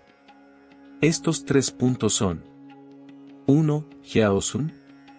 Se encuentra doblando la oreja hacia adelante, tocando la mejilla. El punto está justo por encima de la punta de la oreja, en el borde del cabello. Estimula la circulación en ambos lados de la cabeza, ayuda al crecimiento del cabello. 2. Yusen. Detrás de la cabeza, justo debajo del bulto más prominente del cráneo, a unos 2 o 3 dedos hacia arriba del borde del cabello. Estimula la circulación en la parte posterior de la cabeza y también fortalece el riñón. Pertenece al meridiano de la vejiga, estrechamente relacionado con la energía del riñón. 3. Bai Hui. El más famoso. Está en la parte superior de la cabeza, en el cruce de una línea recta que va de oreja a oreja y otra desde la nariz hacia arriba. Es el punto donde se cruzan todas las energías yang del cuerpo. Masajearlo regularmente ayuda a elevar el Yi Yang, mejorando la circulación hacia la cabeza y fortaleciendo el cabello. ¿Cómo masajear? Ideal por la noche antes de dormir o por la mañana al despertar. Usa las yemas de los dedos índice o medio, no las uñas. Aplica una presión cómoda, en movimientos circulares en el sentido de las agujas del reloj. Masajea cada punto de 50 a 100 veces, hasta sentir calor o una leve sensación de adormecimiento. Esa es señal de que el Yi se está activando. Método 3. El más eficaz, estimulación del meridiano de la vesícula biliar. Tras todo el trabajo interno y las técnicas de masaje, llegamos al punto culminante del tratamiento, estimular el meridiano de la vesícula biliar. Considerado el interruptor principal del cuerpo para liberar el flujo de Yi y sangre. Muchas personas, incluso los más jóvenes, se resignan ante las canas pensando, es algo hereditario, mis padres también tuvieron canas a edad temprana. Sin embargo, según numerosos expertos en medicina tradicional china con amplia experiencia, los casos de canas prematuras que se deben exclusivamente a la genética son realmente escasos. Las enfermedades genéticas no son tan frecuentes como comúnmente se cree. Gran parte de lo que se atribuye a la herencia familiar en realidad se explica porque los miembros de una misma familia comparten un entorno común durante mucho tiempo, lo que implica estructuras corporales similares y hábitos de vida poco saludables. Golpear el meridiano de la vesícula biliar, aunque parece un gesto sencillo, es en realidad una estrategia para romper este ciclo negativo, fortaleciendo una constitución que podría ser débil desde el nacimiento y solucionando en profundidad los desequilibrios relacionados con la generación de sangre y energía vital, ISUE. Beneficios clave de golpear el meridiano de la vesícula biliar. La principal función de estimular este meridiano puede resumirse en una frase: favorece la producción de bilis, lo cual incrementa notablemente la capacidad de absorción del organismo. Según la medicina tradicional china, la vesícula biliar no solo almacena y libera bilis para asistir en la digestión, sino que también está vinculada al juicio y al valor. Solo cuando la bilis se secreta correctamente, los nutrientes provenientes de cereales, carnes, pescados y verduras pueden ser procesados y absorbidos eficazmente por el vaso y el estómago, transformándose en los elementos esenciales que el cuerpo utiliza, lo que se conoce como I-sangre. Cuando la fuente de I-sangre es adecuada, es posible nutrir el cabello correctamente. Y si el I y la sangre se mantienen saludables, el problema de las canas se soluciona de manera natural. Algunas personas perciben que sus canas se caen paulatinamente y, en su lugar, aparece un cabello fuerte y oscuro.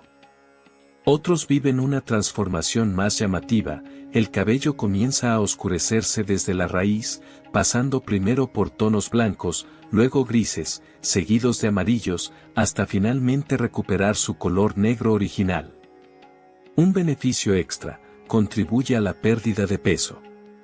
Este procedimiento tiene un efecto colateral muy positivo para muchas personas, en especial para muchas mujeres: favorece la disminución de la grasa acumulada en la zona externa de los muslos. ¿A qué se debe esto? Porque precisamente esa zona es la ruta principal del meridiano de la vesícula biliar. Cuando este meridiano está bloqueado, los desechos corporales y la grasa suelen concentrarse ahí, provocando un ensanchamiento de las caderas y un aumento del grosor de los muslos. Al estimular el meridiano de la vesícula biliar diariamente, se activa y libera ese canal de drenaje, facilitando la eliminación de esos residuos. Muchas personas, tras 1 o 2 meses de práctica continua, se sorprenden al darse cuenta de que sus pantalones, que antes les quedaban ajustados, ahora les quedan más holgados. En particular, quienes realizan ejercicio pueden presentar acumulación de grasa en las pantorrillas debido a una circulación deficiente en el meridiano, lo que genera las poco atractivas piernas de nabo. Esto también indica que la función de la vesícula biliar está debilitada. Golpear este meridiano contribuye a mejorar esta situación. ¿Cómo golpear de forma adecuada el meridiano de la vesícula biliar? Para que sea efectivo, es fundamental realizar el ejercicio correctamente. Presta atención a estos pasos. Preparación. Siéntate cómodamente en una silla o en el borde de la cama, con las piernas relajadas y ligeramente dobladas. El meridiano de la vesícula biliar recorre el costado externo del muslo. La forma más fácil de encontrarlo es parándote derecho con los brazos colgando naturalmente. La línea de la costura de tu pantalón, donde tocan tus dedos medios, es el recorrido del meridiano. Movimiento estándar. Forma puños huecos con ambas manos, como si formaras una cúpula, lo que permite golpear con mayor superficie, sin dolor y con buena penetración. Empieza desde el punto más cercano a los glúteos, justo donde se forma un hueco al sentarte, y baja siguiendo la línea externa del muslo hasta la parte lateral de la rodilla, dividiendo en 4 puntos para golpear. Fuerza y frecuencia.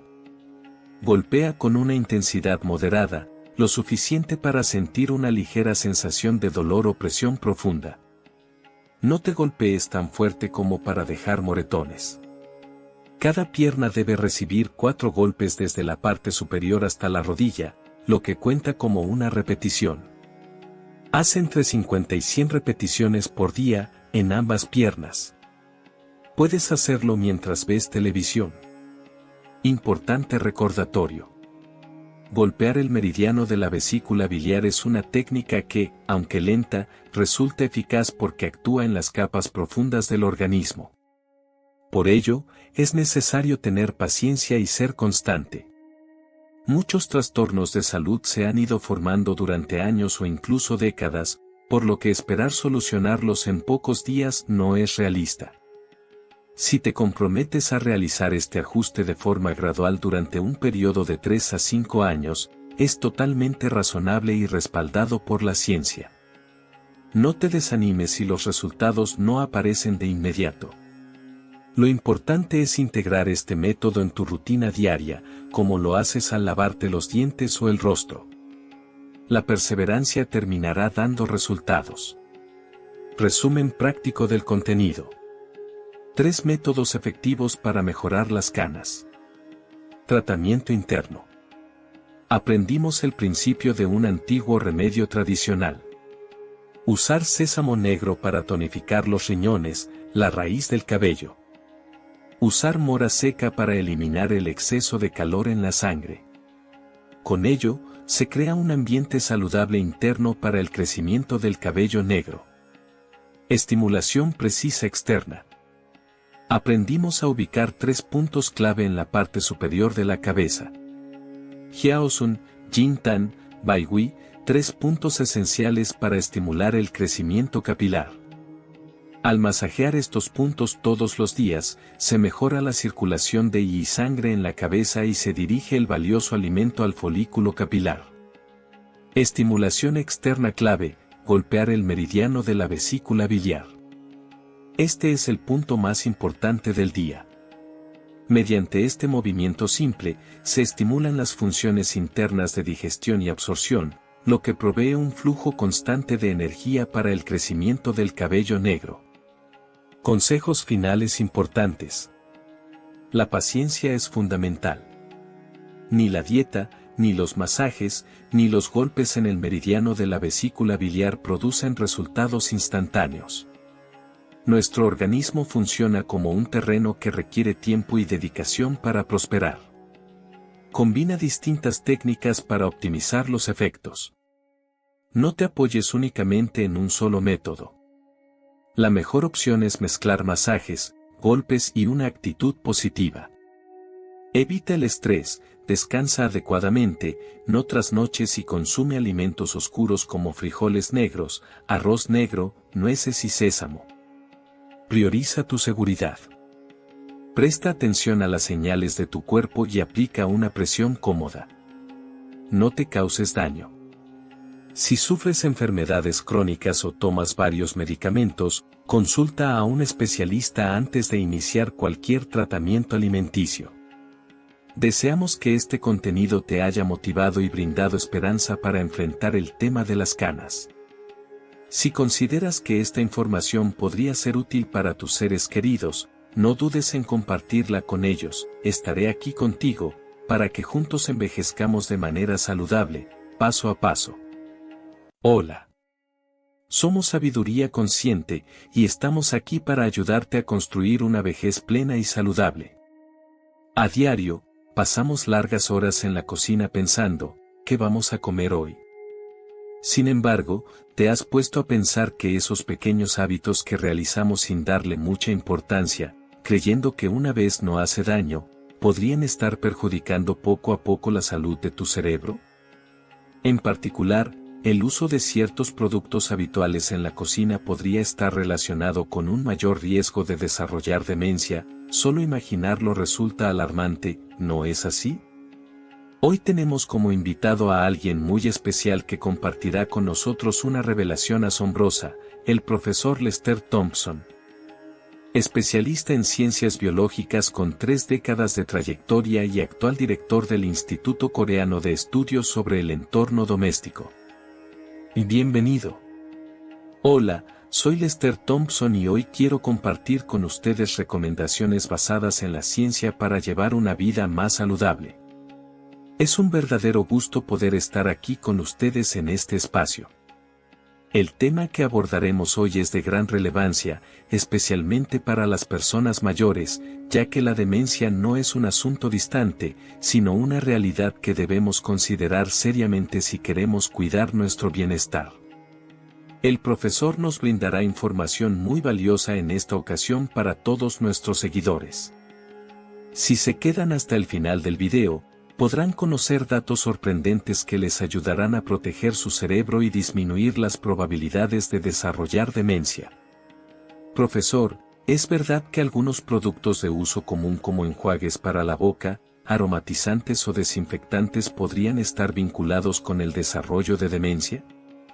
Es realmente alarmante pensar que algo tan habitual pueda representar un riesgo. ¿Podría explicarnos por qué estos artículos tienen un impacto en la salud cerebral? Sí.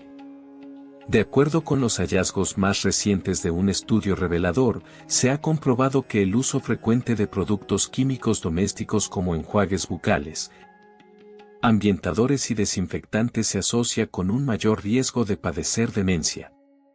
Estos artículos contienen habitualmente compuestos biocidas, diseñados para eliminar o frenar el crecimiento de bacterias y otros microorganismos. Esto permite que el producto se conserve por más tiempo y que su acción antiséptica sea más eficaz. Sin embargo, se sospecha que una exposición continua y en exceso a estas sustancias podría perjudicar el sistema nervioso y favorecer el deterioro de las funciones cognitivas. El estudio mostró, además, que esta asociación es especialmente fuerte en el caso de las mujeres, ya que suelen utilizar este tipo de productos con mayor regularidad. ¡Qué inesperado! Yo también suelo emplear enjuague bucal y, muchas veces, no lo aclaro con agua, porque me gusta la sensación de frescura que deja. ¿Se conocen casos de personas que ya hayan experimentado consecuencias negativas por estas prácticas? Por supuesto. El caso del señor Peter Jack Wilson, de 70 años, es un ejemplo muy ilustrativo. Él tenía una gran preocupación por el mal aliento y solía recurrir al uso de enjuagues bucales varias veces al día.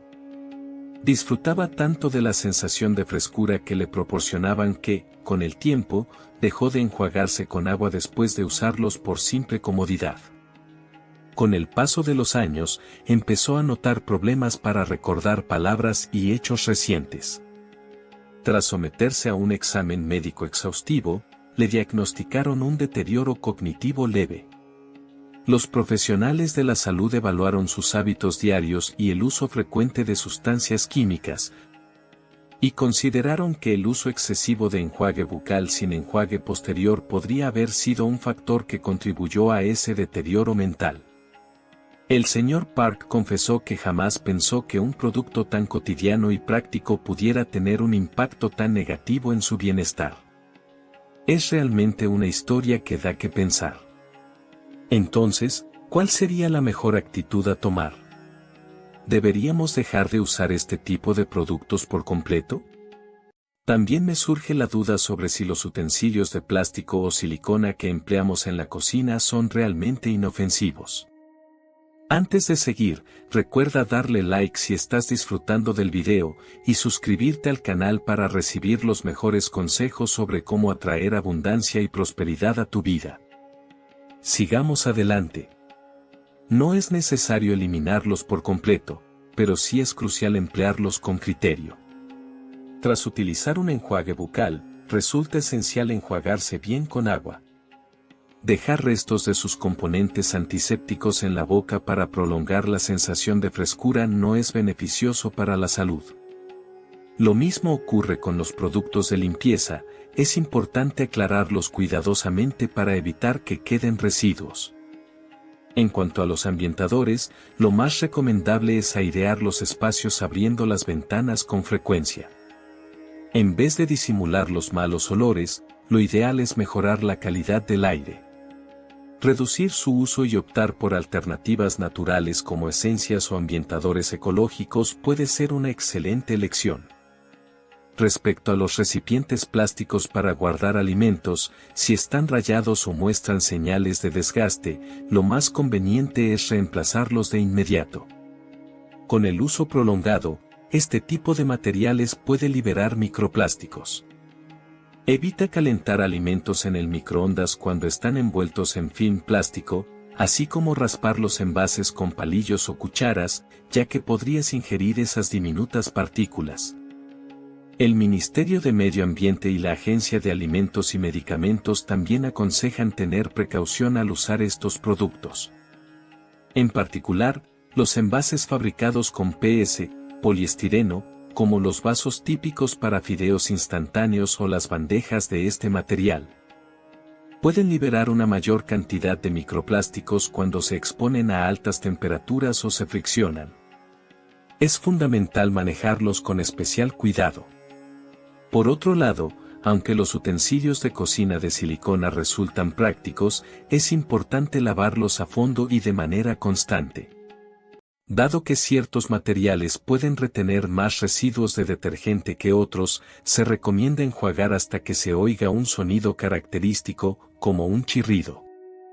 Además, la silicona no es un material permanente. Si se notan marcas, rayones o signos de desgaste, lo más conveniente es sustituirla. Si a simple vista se perciben muchos arañazos o cambios en el color, lo mejor es reemplazarla de inmediato. Los microplásticos, al ingresar en nuestro organismo, pueden distribuirse por todo el cuerpo a través del torrente sanguíneo, y hasta ahora no se ha determinado claramente un mecanismo para su eliminación. Una investigación impactante realizada en 2022 en los Países Bajos mostró la presencia de microplásticos en la sangre de personas adultas. Asimismo, estudios en animales sugieren que los microplásticos de poliestireno podrían incrementar el riesgo de cáncer de estómago y provocar resistencia a fármacos anticancerígenos. Incluso artículos hechos con PLA, un material conocido como plástico biodegradable, pueden liberar microplásticos al contacto con agua caliente o con el paso del tiempo. Estos tardan mucho en descomponerse dentro del cuerpo, por lo que no se puede garantizar que sean totalmente seguros. La investigación sobre esta toxicidad continúa activamente a nivel mundial, por lo que debemos reducir al máximo nuestra exposición. Profesor, ¿es cierto que el agua embotellada en envases de PET contribuye a la presencia de microplásticos? Resulta alarmante pensar que el agua que consumimos a diario pueda estar vinculada incluso a enfermedades como la demencia. Entonces, ¿qué tipo de agua sería segura para beber? También me genera inquietud saber si es confiable utilizar ollas arroceras o utensilios de cocina hechos de aluminio. Sí. Muchas personas consumen con comodidad agua en botellas de PET, sin embargo, estas representan una de las principales fuentes de exposición a microplásticos. Las botellas de PET se producen mediante un proceso de moldeo que implica altas presiones y temperaturas. Si queda humedad residual durante esta fabricación, la estructura puede debilitarse y liberar pequeñas partículas de microplásticos. Además, un estudio realizado en 2018 encontró cantidades significativas de microplásticos en botellas de agua de diferentes partes del mundo, lo que generó gran alarma. También existen investigaciones internacionales que demuestran que las bolsitas de té plásticas en forma triangular liberan grandes cantidades de microplásticos al ser sumergidas en agua caliente. La Organización Mundial de la Salud, OMS, resalta asimismo la necesidad de continuar con la investigación y el seguimiento constante sobre este tema. Entonces, ¿deberíamos dejar de consumir agua en botellas de PET? ¿Son muy convenientes? ¿Existe alguna opción diferente?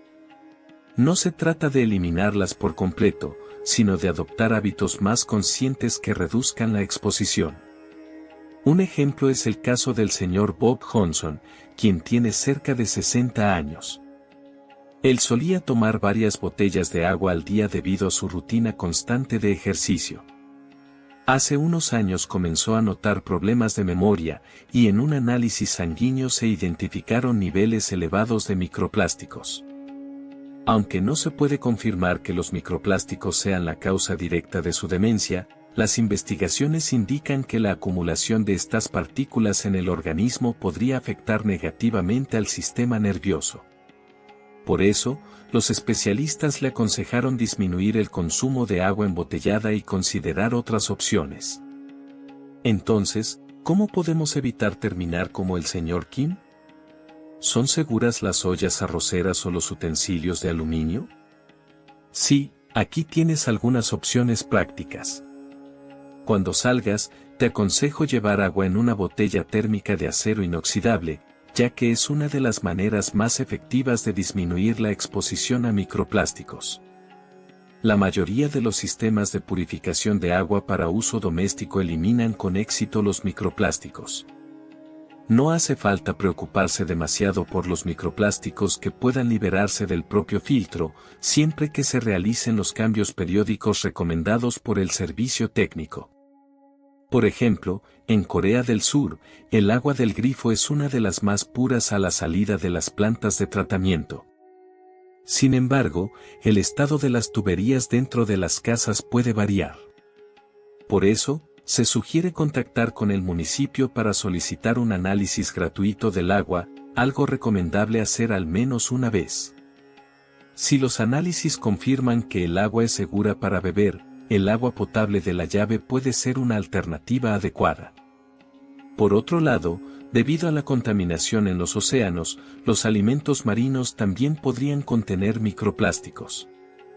No es necesario eliminar completamente su consumo, pero sí se recomienda moderar la cantidad y, en platos como sopas o estofados, priorizar el consumo de los ingredientes sólidos por sobre el caldo, especialmente en comparación con los cereales.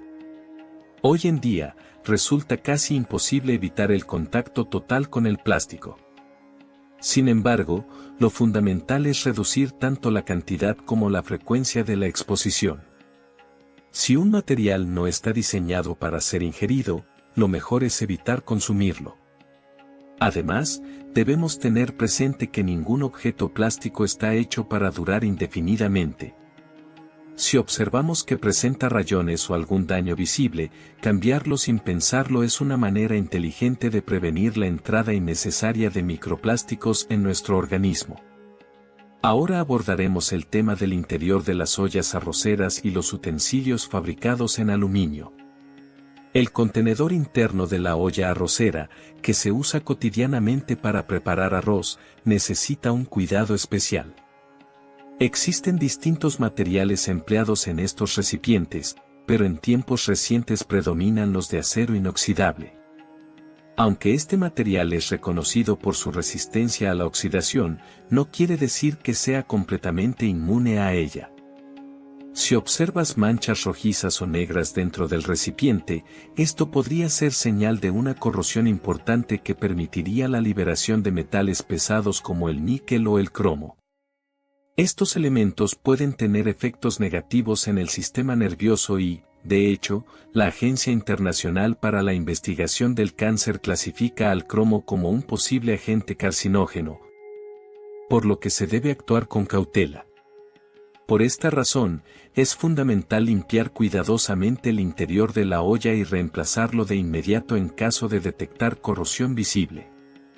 La mayoría de los fabricantes comercializan estos recipientes de forma separada, así que es conveniente tenerlo presente.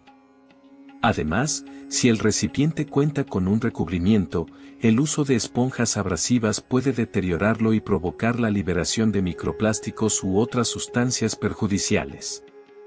Por esta razón, se recomienda limpiarlo con una esponja suave o un paño delicado. Los utensilios y el papel aluminio son también elementos comunes en la cocina. El aluminio puede desprender sus componentes al entrar en contacto con alimentos muy ácidos o salados, o cuando se somete a altas temperaturas. Aunque la mayoría del aluminio que absorbemos es eliminado por los riñones, con el paso del tiempo la función renal puede disminuir, dificultando su eliminación y favoreciendo su acumulación en el cuerpo. De hecho, algunas investigaciones señalan una posible vinculación entre la exposición prolongada al aluminio y el desarrollo de demencia. La Agencia de Seguridad Alimentaria igualmente recomienda evitar cocinar o conservar alimentos con alta acidez o salinidad en recipientes de aluminio. Por lo tanto, para preparaciones como el kimchi jjigae, guiso picante de kimchi, o salsas a base de tomate, es preferible utilizar recipientes fabricados con otros materiales. Lo mismo ocurre con el papel aluminio. No se aconseja envolver alimentos ácidos con este material para cocinarlos o conservarlos. ¿Acaso la cocina a gas que utilizamos diariamente puede desencadenar demencia? Es realmente sorprendente. Yo creía que la contaminación ambiental provenía únicamente del humo de los vehículos o las fábricas, pero resulta que en las cocinas de nuestros hogares también hay sustancias nocivas. ¿Qué tipo de riesgos estamos enfrentando exactamente? Así es. Muchas personas creen que la contaminación del aire es un problema externo. Sin embargo, es llamativo que el humo que se produce cada día en nuestras cocinas pueda perjudicar seriamente la salud cerebral. El contaminante principal que se libera al encender una cocina a gas es el dióxido de nitrógeno, NO. Este gas es uno de los contaminantes más importantes que también están presentes en los gases emitidos por los automóviles, y la Organización Mundial de la Salud lo ha identificado como un peligro para la salud vinculado a la contaminación del aire. De acuerdo con investigaciones recientes, la exposición continua a contaminantes como el dióxido de nitrógeno se asocia con un mayor peligro de desarrollar demencia. Al quemar gas, el calor provoca una reacción entre el oxígeno y el nitrógeno presentes en el aire, generando dióxido de nitrógeno. Las personas que cocinan están directamente expuestas a concentraciones elevadas de este gas. El dióxido de nitrógeno que se inhala puede trasladarse desde los pulmones hacia el sistema circulatorio y afectar incluso al cerebro. Se ha demostrado que este contaminante puede dañar la barrera hematoencefálica, ocasionar inflamación cerebral y, como consecuencia, afectar la capacidad cognitiva. ¡Qué alarmante! ¿Entonces quiere decir que cada vez que cocinamos corremos el riesgo de sufrir demencia? Imagino que esto resulta especialmente preocupante para las amas de casa y los adultos mayores que preparan alimentos diariamente. Desafortunadamente, así es la realidad. Permítanme compartir el caso de la señora Chloe Masters, una mujer de aproximadamente 60 años. Ella se dedicó toda su vida a ser ama de casa y preparaba las comidas diarias para su familia. Nunca prestó demasiada atención al humo generado en la cocina, solo abría ligeramente la ventana. Sin embargo, con el paso del tiempo comenzó a notar un marcado deterioro en su memoria y dificultades para identificar objetos. Luego de realizarle un examen completo, a la señora Chloe Masters le diagnosticaron una etapa inicial de demencia.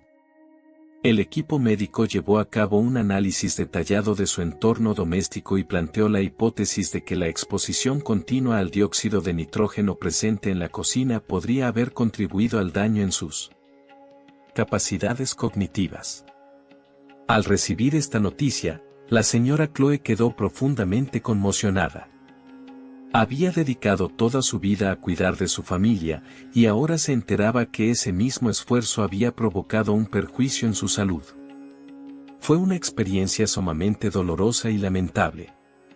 Entonces, ¿qué medidas podemos tomar para minimizar la exposición al dióxido de nitrógeno? ¿Deberíamos eliminar por completo el uso de las cocinas a gas? Prohibirlas totalmente no resulta una solución práctica. No obstante, existen maneras inteligentes de reducir la exposición a sus emisiones. La medida más efectiva y sencilla es garantizar una buena ventilación.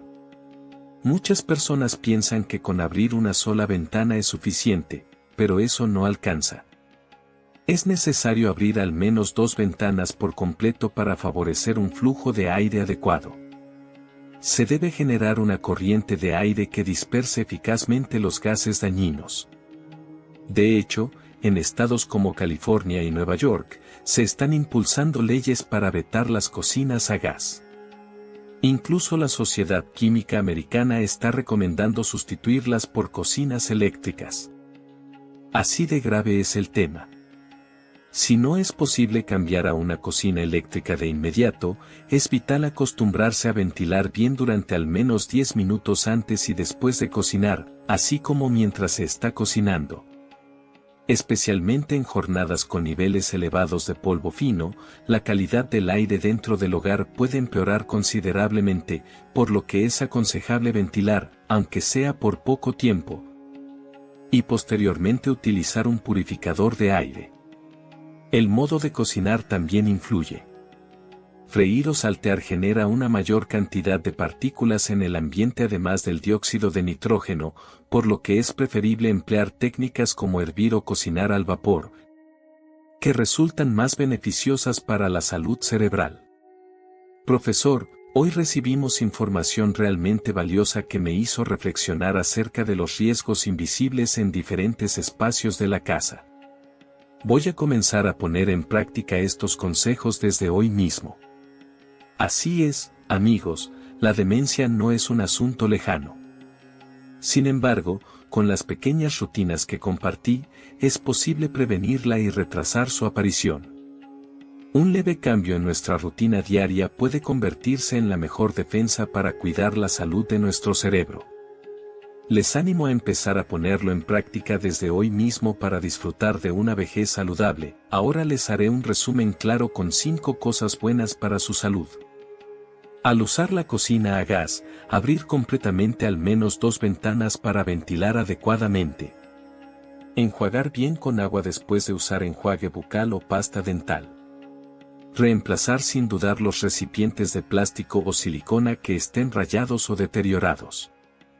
Evitar usar film plástico con alimentos calientes y descongelar los productos congelados en agua fría. En lugar de agua embotellada en botellas de plástico, usar agua de filtro guardada en un termo de acero inoxidable. Y ahora las 5 cosas que nunca se deben hacer. Cocinar frituras o salteados durante mucho tiempo con cocina a gas en un espacio cerrado. Dejar el enjuague bucal o los restos del producto en la boca tras usar enjuague. Seguir usando envases de plástico o silicona viejos y rayados por no querer desperdiciarlos. Raspar el interior de los envases de plástico para consumir alimentos o usar bolsitas de té de plástico con bebidas calientes.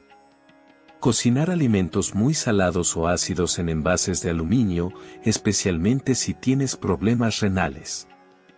Amigos, la salud es comparable a una cuenta de ahorros, una inversión que hacemos pensando en el futuro. Modificar un pequeño hábito hoy puede resultar la mejor manera de cuidar su cerebro dentro de 10 o 20 años. Exactamente. Si aplican lo aprendido en esta ocasión y notan alguna diferencia, o si cuentan con sus propios consejos para mantener la salud cerebral, no duden en compartirlos en los comentarios. Sus vivencias serán de gran beneficio para otras personas mayores. Desde Sabiduría Consciente, seguiremos ofreciéndoles información valiosa y práctica en nuestra próxima entrega. Estamos comprometidos con su bienestar. Amigos, ¿sabían que existen ciertas partes del cerdo que son clasificadas como altamente peligrosas para el consumo debido a su elevado contenido de bacterias, metales pesados e incluso compuestos biológicos extremadamente potentes que pueden afectar negativamente al organismo humano? Algunos de estos órganos presentan niveles de colesterol que superan por decenas el límite diario recomendado, lo que los convierte en amenazas silenciosas para la salud cardiovascular. Otras partes actúan como mecanismos de filtrado de toxinas dentro del cuerpo del cerdo, lo que significa que pueden concentrar sustancias nocivas y metales tóxicos. Además, hay un órgano en particular que representa un riesgo considerable. Su consumo irresponsable puede provocar intoxicaciones graves. Es tal su peligrosidad que se le ha comparado popularmente con un veneno más letal que el de una serpiente, y por esta razón, su venta está prohibida por las autoridades. Lo más alarmante es que estas partes, que deberían desecharse obligatoriamente, podrían ser procesadas ilegalmente por comerciantes sin escrúpulos, convertidas en carne picada y terminar en productos como empanadas o albóndigas, llegando silenciosamente a nuestras mesas. En el video de hoy, vamos a presentarte de forma directa las 6 partes más peligrosas del cerdo que debes evitar. Verás. ¿Cuál es una bomba de colesterol? ¿Cuál contiene metales pesados? cuál es tóxica y prohibida por ley. Todo esto guarda una relación directa con tu bienestar y el de quienes te rodean. Te pido que veas el contenido hasta el final para que puedas reconocer estos peligros y tomar decisiones más conscientes y seguras al momento de alimentarte. Es una forma clave de proteger tu salud. Antes de comenzar, si realmente valoras tu salud y la de tus seres queridos, te animo a suscribirte y activar las notificaciones. Así estarás al tanto de nuevos contenidos importantes sobre bienestar. Aquí abordamos temas de salud que muchos prefieren evitar, pero que son necesarios. Me gustaría saber si estás dispuesto a acompañarme en este camino. Ahora sí, vamos al tema de hoy. Las 6 partes más tóxicas del cerdo. 1. El cerebro del cerdo. Muchas personas mayores tienen la creencia de que consumir cerebro fortalece la mente, por lo que suelen dar sopa de cerebro de cerdo a los niños que estudian intensamente o a quienes muestran señales de pérdida de memoria. También es habitual incluirlo en el hot pot, ya que su textura suave y cremosa lo hace muy apetecible. Sin embargo, detrás de ese sabor agradable se esconde una verdadera carga de colesterol. Para ponerlo en perspectiva, solo 100 gramos de cerebro de cerdo aportan más de 2.500 miligramos de colesterol, lo que supera ampliamente la cantidad diaria recomendada y hasta sobrepasa el contenido de colesterol de un plato lleno de carne grasosa. Consumirlo con regularidad,